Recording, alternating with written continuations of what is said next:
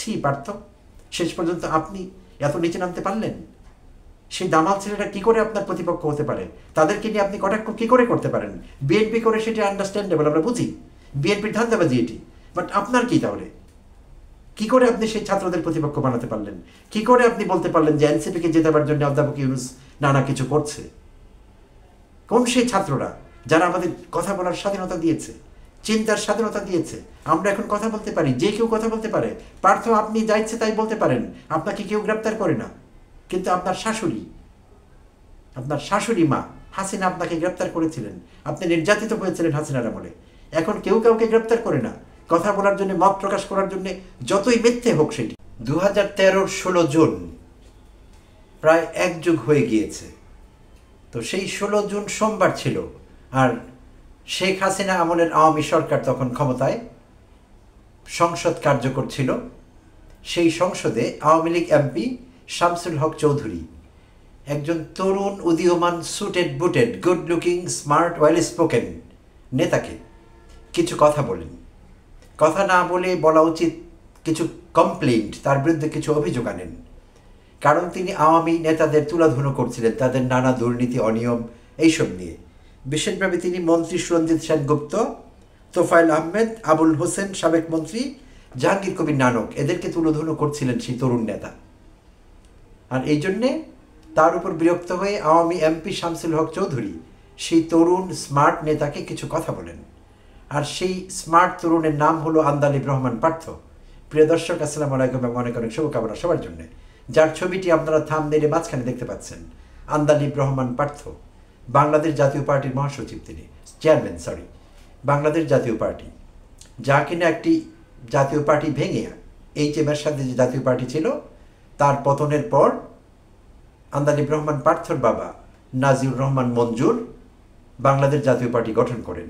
আর তখন জাতীয় পার্টি গঠন করে বিএনপি জামায়াতের 4 দলীয় জোটে যুক্ত হন। নাজিউর রহমান মঞ্জুর কথা বলছি। আর নাজিউর রহমান মঞ্জু ঢাকার মেয়র ছিলেন এক সময়, এছাড়া মন্ত্রীও ছিলেন হাসিনা আমলে, এরশাদ আমলে, এইচএম এরশাদ তখন ক্ষমতায় ছিলেন, তার জাতীয় পার্টি। সেই সময় তিনি মন্ত্রী ছিলেন, ক্যাবিনেট মিনিস্টার ছিলেন, ফুল মিনিস্টার এরশাদের। তো নাজিউর রহমান মঞ্জুর ছেলে আন্দালিব রহমান পার্থ। তো সেদিন যেটি বলছিলাম, 16 জুন 2013 সোমবার, সেদিন পার্লামেন্টে শামসুল হক চৌধুরী কিছু প্রশ্ন করেন পার্থকে। তো সেই প্রশ্নগুলো আমি সেই দিনের নিউজ পেপার থেকে পড়ছি, প্রিয় দর্শক। bdnews24.com এই নিউজটি করেছিল, আমি সেখান থেকে হুবহু পড়বার চেষ্টা করছি।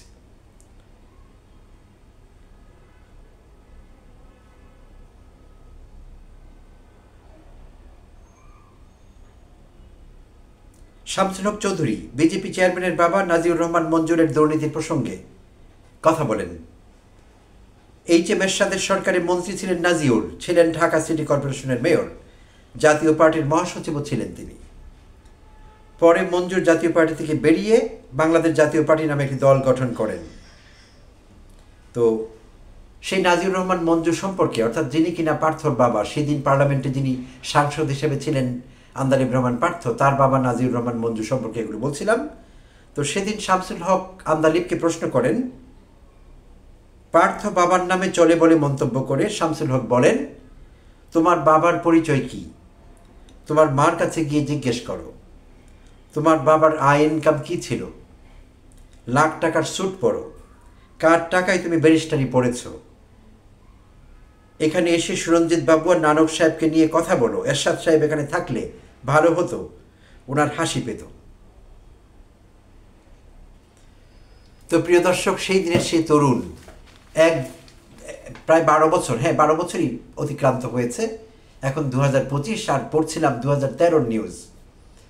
তো সেই পার্থ, আমি ধারণা করছি, বা আমাদের অনেকেরই ধারণা, হয়তো 12 বছরে পার্থর ম্যাচিউরিটি আর একটু বেড়েছে, বারবারই কথা, কিন্তু তার সাম্প্রতিক কথাবার্তায় আমরা সন্দিহান হয়ে পড়ি সেই বিষয়ে।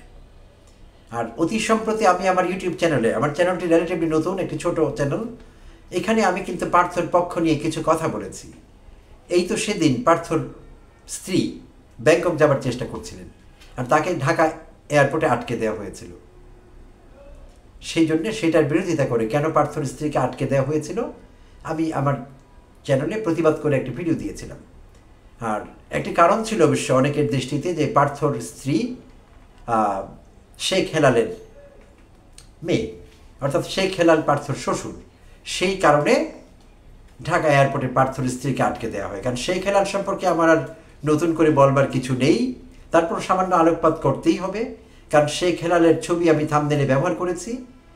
বাঁ দিকে আপনারা যে ছবিটি দেখতে পাচ্ছেন প্রিয় দর্শক, সেইটি নাজিউর রহমান মঞ্জুর ছবি, আর ডান দিকের ছবিটি গো ফলা যে ভদ্রলোক তিনি শেখ হেলাল। আর শেখ হেলাল হাসিনা পতনের পরপর পালিয়ে গিয়েছেন, বাংলাদেশে তিনি নেই। বাট সেদিন তার মেয়ে, যদিও তার মেয়ে রাজনীতি করেন না সরাসরি, পার্থর ওয়াইফ তিনি, তার মেয়েকে ব্যাংকক দিতে দেওয়া হয়নি, অর্থাৎ পার্থর ওয়াইফকে ব্যাংকক দিতে দেওয়া হয়নি। আমি বিষয়টির প্রতিবাদ করেছিলাম। কিন্তু আজকে আমাকে পার্থর বিরুদ্ধেই যাবে, আমার এভাবেই বলতে হচ্ছে। পার্থর বিরুদ্ধে আমার কিছু বক্তব্য আছে, আমাকে সেই বক্তব্যটা পেশ করতে হচ্ছে। আর গত ৩রা জুন মঙ্গলবার ঢাকায় রিপোর্টার্স ইউনিটিতে পার্থ কিছু কথা বলেন একটি সমাবেশে। আর সেই সমাবেশটির আয়োজন করেছিল গণ অধিকার পরিষদ, নুরুল হক নূরের গণ অধিকার পরিষদ। আর গণ অধিকার পরিষদের সভাপতি নুরুল হক নূরের সভাপতিত্বে মঙ্গলবার ৩রা জুন সেই প্রোগ্রামটি হচ্ছিল রিপোর্টার্স ইউনিটিতে ঢাকায়। আর প্রোগ্রামের শিরোনামটি ছিল গণহত্যার বিচার, রাষ্ট্র সংস্কার ও নির্বাচনের রোডম্যাপ। এরকম শিরোনামের একটি প্রোগ্রাম চলছিল। সেখানে বিএনপির অনেক উচ্চ পর্যায়ের নেতৃবৃন্দ অংশগ্রহণ করেছেন। সালাউদ্দিন আহমেদও ছিলেন, আর পার্থ ছিলেন বাংলাদেশ জাতীয় পার্টির চেয়ারম্যান হিসেবে। তার বক্তব্যে পার্থ কিছু কথা বলেছেন। তিনি সরাসরি অধ্যাপক ডক্টর মোহাম্মদ ইউনূসকে আক্রমণ করেছেন, ব্যক্তিগত আক্রমণ আমি বলবো, এটিকে রাজনৈতিক সমালোচনা আমি বলতে পারছি না, আমি ব্যক্তিগত আক্রমণই বলবো। তিনি বিভিন্ন বিষয়ে কথা বলেছেন, এক এক করে আমি সে কথাগুলো নিয়ে আসছি এবং সে কথাগুলোর তদন্ত করবার চেষ্টা করব। তিনি এক পর্যায়ে বলছিলেন যে আপনার ক্ষমতার উৎস কি? আমরা রাজনীতিবিদরাই তো আপনার ক্ষমতার উৎস। সো আপনি নির্বাচন বিলম্বিত করছেন সংস্কারের নামে। সংস্কার কি? সংস্কার নির্বাচিত সরকার এসে করবে। এই কথাগুলো তিনি বলছিলেন। যদিও তিনি হাসিনা পরবর্তী সময়ে, ৫ আগস্ট পরবর্তী সময়ে অনেক আলোচনায় তিনি কিন্তু বলেছিলেন যে সংস্কারও চলবে, নির্বাচনের প্রস্তুতিও চলবে। সংস্কারের বিরোধিতা তিনি কখনো করেননি সরাসরি, বরং তিনি বিশেষভাবে উল্লেখ করছিলেন দ্বিকক্ষ বিশিষ্ট সংসদ থাকবে, যেটাকে আমরা প্রপোর্শনেট রিপ্রেজেন্টেশন বলি, আনুপাতিক নির্বাচন ব্যবস্থা, আনুপাতিক হারে। তো সেই বিষয়টির ব্যাপারে কথা বলেছিলেন। তো বাট হঠাৎ করে ৩রা জুন তিনি যেভাবে আক্রমণাত্মক হয়ে উঠলেন এবং মনে হলো যেন সংস্কারের বিরুদ্ধে তার সব রাগ, দোস্তের মতো সংস্কারের বিরোধিতা করে কথা বললেন। সংস্কার কি, এরকম একটি টার্ম তিনি ব্যবহার করেছেন। অতি দ্রুত নির্বাচন দেওয়ার কথা বলেছেন এবং বলেছেন আপনি বলেছেন ডিসেম্বরে নির্বাচন দিবেন, আপনার কথা আপনি রাখুন। প্রিয় দর্শক, আপনারা কেউ যদি জানেন অধ্যাপক ইউনূস কবে, কার সঙ্গে, কোন তারিখে বলেছেন যে ডিসেম্বরে নির্বাচন দেবেন, এরকম সুস্পষ্ট কথা আপনাদের জানা থাকলে কমেন্টে জানাতে ভুলবেন না। তো আমি ধারণা করছি পার্থ এটি ভুল বলেছেন, হয় মিথ্যা বলেছেন, না হলে এমনি জাস্ট একটি পাসিং কমেন্ট হিসেবে কমেন্টটি করেছেন। অধ্যাপক ইউনূস কিন্তু কখনোই ডিসেম্বরে নির্বাচন হবে এমন কথা কিন্তু তিনি বলেননি। তো পার্থ তাকে কোট করে এমন কথা বলছিলেন, সেটা আমি রিজেক্ট করছি, এরকম বিষয় ঘটেনি। আর এর বাইরেও তিনি বলছিলেন যে সেনাবাহিনী আপনার বিরোধিতায় চলে গেল, অন্তর্বর্তীকালীন সরকারের বিরোধিতায় চলে গেল। কেন? কে সেনাবাহিনীকে আপনার বিরোধী বানালো? তো এটি পার্থ একজন ব্যারিস্টার, তিনি লন্ডন থেকে ব্যারিস্টারি পড়ে এসেছেন, তার ছাত্র জীবন বেশ ভালো, ব্রাইট। তো একজন ব্যারিস্টার হয়ে পার্থ এই পর্যন্ত জানলেন না যে অধ্যাপক ইউনূস সেনাবাহিনীকে খেপাননি, আর সেনাবাহিনী তার বিরুদ্ধে খেপেনি, সেনাবাহিনী তার বিরুদ্ধে অবস্থান নেয়নি, অন্তর্বর্তীকালীন সরকারের বিরুদ্ধে অবস্থান নেয়নি। বিষয়টি মোটেই এরকম না। এটি উচ্চাভিলাষী জেনারেল ওয়াকারের বক্তব্য। জেনারেল ওয়াকার অতি সম্প্রতি অধ্যাপক ইউনূস সম্পর্কে কিছু ড্যারোগেটরি মন্তব্য করেছেন, অডেশাস কথাবার্তা বলেছেন, যেটাকে আমরা বলতে পারি অধ্যত্বমূলক কিংবা ধৃষ্ট কিছু কথাবার্তা বলেছেন, ধৃষ্টতা প্রদর্শন করেছেন জেনারেল ওয়াকার। রাজনৈতিক বক্তব্য হিসেবে অনেকেই বিবেচনা করছেন সেগুলোকে। আর একেবারে ডে 1 থেকে তিনি কিন্তু অধ্যাপক ইউনূসের বিরোধী শক্তি হিসেবে মাঠে আছেন। তিনি উল্লেখ করেছেন তিনি বুকে পাথর চাপা দিয়ে অধ্যাপক ইউনূসকে মেনে নিয়েছেন। তো শুরু থেকেই যে অধ্যাপক ইউনূসের বিরোধিতা আছেন সেই জেনারেল ওয়াকার হাসিনার নিকটাত্মীয়, এবং তিনি অন্যায়ভাবে চেইন অফ কমান্ড লঙ্ঘন করে, অনেক সিনিয়রিটি লঙ্ঘন করে অন্যায়ভাবে সেনাবাহিনীর প্রধান হয়েছেন। না হলে কখনোই তার সেনাবাহিনীর প্রধান হওয়া হতো না। হাসিনার আত্মীয় না হলে, এগুলো সবার জানা আছে, অতি স্পষ্ট কথা, রাগঢাক করার কিচ্ছু নেই। তো সেই জেনারেল প্রশ্ন তুলছিলেন অধ্যাপক ইউনূসকে নিয়ে যে তাকে মানতে অন্তর্বর্তীকালীন সরকারের প্রধান হিসেবে তাকে নাকি বুকে পাথর চাপা দিতে হয়েছে। তো সেই পাথর চাপা লোকটি কি করে অধ্যাপক ইউনূসকে সহ্য করবেন? তিনি কেন সেনাবাহিনীকে অধ্যাপক ইউনূসের বিরুদ্ধে, তার সরকারের বিরুদ্ধে এড়িয়ে দেবেন না? এবং সেদিন তিনি সেনা সদরে, সেনা প্রাঙ্গণে যে ভাষণ দিচ্ছিলেন, রাজনৈতিক বক্তৃতা, সুস্পষ্টভাবে সেনাবাহিনীর অফিসারদের তিনি উস্কে দিচ্ছিলেন সরকারের বিরুদ্ধে তথা অধ্যাপক ইউনূসের বিরুদ্ধে। তো পার্থ এটি জানতে পারলেন না, বিষয়টি এই দেশের সব মানুষ জানতে পারল। খুব অবাক হলাম। পার্থ জেনেও না জানার ভান করলেন। যেই পার্থকে আমরা চিনতাম, সুস্পষ্ট, স্পষ্টবাদী, শক্ত কথা বলা, অ্যাপ্রোপ্রিয়েটলি মন্তব্য করা, সেই পার্থ বলছেন যে সেনাবাহিনীকে কে অন্তর্বর্তীকালীন সরকারের বিরোধী করলো, প্রকারান্তরে তিনি অধ্যাপক ইউনূসের দিকে আঙুল তুলেছেন। ভুল বলেছেন পার্থ, এটি মিথ্যাচার করেছেন। আচ্ছা, পার্থ আরও বলেছেন যে তিনি জাপানে গিয়ে অধ্যাপক ইউনূস একটি দলের বিরুদ্ধে কথা বলেছেন, বিএনপির কথা বলেছেন, যে একটি দলই শুধু বাংলাদেশে নির্বাচন চাচ্ছে, এটি করা অধ্যাপক ইউনূসের ঠিক হয়নি, সমালোচনা করেছেন। হ্যাঁ, এটা নিয়ে সমালোচনা থাকতে পারে, পার্থ বলতে পারেন, অন্য যে কেউ বলতে পারেন যে অধ্যাপক ইউনূসের এই কথাটা বলা ঠিক হয়নি। আমিও ব্যক্তিগতভাবে মনে করছি প্রধান উপদেষ্টার এই কথাটি না বললে ভালো হতো। তো সেইটি একটি প্রসঙ্গ, কিন্তু সেই প্রসঙ্গটা নিয়ে তিনি বললেন যে সেই বড় দলটির আয়তক্ষেত্র, দৈর্ঘ্য প্রস্থ কতটুকু, সেটা কেন তিনি জাপানে বললেন না? খুব বিএনপির ত্রাতা হয়ে এই মুহূর্তে আবির্ভূত হলেন আন্দালিব। বিএনপি কত বড় সেটি অধ্যাপক ইউনূসের সেখানে বলে আসা দরকার ছিল। এই মন্তব্য আন্দালিব করলেন। আমি অবাক হলাম। তিনি তো বিএনপি নেতা না, তিনি তার নিজস্ব দল বাংলাদেশ জাতীয় পার্টির চেয়ারম্যান। তো বিএনপি কত বড় দল সেটা তার এখানে বলে আসা দরকার ছিল। খুবই অপ্রাসঙ্গিক মনে হলো বিষয়টি। যাই হোক, তিনি এই মন্তব্য করেছেন বিএনপির মাহাত্ম্য বর্ণনা করতে গিয়ে। এই আমাদের জুলাই আগস্ট যে আন্দোলন, যে সংগ্রাম, যে গণ অভ্যুত্থান, যে বিপ্লব সংগঠিত হলো, সেই বিষয়ে কথা বলতে গিয়ে বিএনপির অবদানকে গ্লোরিফাই করার জন্যে একটি বেফাস কথা বলেছেন, এবং কথাটি মিথ্যে। আন্দালিব বলেছেন এই রাজনৈতিক দলটার সঙ্গেই যুগপৎ আন্দোলনে আমরা সবাই ছিলাম। এই যুগপৎ আন্দোলন জুলাই আগস্টের বিএনপির নেতৃত্বে হয়েছে। প্রিয় দর্শক, এই মন্তব্য কি ইন্ডিকেট করে না যে বিএনপির লিডারশিপে এই আন্দোলন হয়েছে? আমি আবার পড়ছি লাইনটি, প্রণিধানযোগ্য, উল্লেখ করবার মতো। এই রাজনৈতিক দলটির সঙ্গেই যুগপৎ আমরা আন্দোলনে সবাই ছিলাম। মিথ্যে কথা, ডাউনরাইট ফলসহুড, ডাহা মিথ্যে কথা। আন্দালিব পার্থ এখানে মিথ্যাচার করেছেন। বিএনপির নেতৃত্বে জুলাই আগস্ট আন্দোলন হয়নি। হ্যাঁ, বিএনপি আন্দোলনের একটি এলিমেন্ট ছিল। বিএনপি নেতৃবৃন্দ, ছাত্রদল, যুবদল, তারাও আন্দোলনে অংশগ্রহণ করেছেন। তবে এখন যারা এনসিপি করছে, জাতীয় নাগরিক পার্টি করছে, সেই তরুণ দামাল ছেলেরা, নাহিদ, আসিফ মাহমুদ, অন্যান্য যারা আছেন, তারা সামনের সারিতে ছিলেন। তারা বন্দুকের গুলিটি নেওয়ার জন্য তারা তৈরি ছিলেন, বুক পেতে দিয়েছিলেন তারা। আর বিএনপির সবাই ছিলেন, বিএনপির অঙ্গ সংগঠনের নেতৃস্থানীয় লোকেরাও ছিলেন, তারা ছিলেন পেছনে। কারণ তারা বুলেটকে ভয় পান, তারা নির্যাতনকে ভয় পান। আর এই জন্যে তারা 16 বছরে খালেদা জিয়ার বাড়ির সামনে থেকে একটি বালুর ট্রাক সরাতে পারেননি। আমি জানি এই কথাটি ক্লিশেই শোনাচ্ছে, বহুল চর্চিত একটি শব্দ, বালুর ট্রাক। এটি তো সত্যি। বিএনপির কারো সামর্থ্য হয়নি, মরুদে কুলোয়নি একটি বালুর ট্রাক খালেদা জিয়ার বাসার সামনে থেকে সরাতে। তাই আন্দালিব পার্থ যদি বিএনপিকে গ্লোরিফাই করার জন্য বলেন যে এই বড় দলটির সঙ্গে যুগপৎ আমরা আন্দোলন করেছি, হোয়াট ডাজ হি মিন? আমি এটিকে এখানে খুবই সন্দেহজনক মনে করছি। তার এই মন্তব্য অযাচিত, অবাঞ্ছিত, অপ্রয়োজনীয় এবং মিথ্যাচার। এরকম মন্তব্য তার করা ঠিক হয়নি।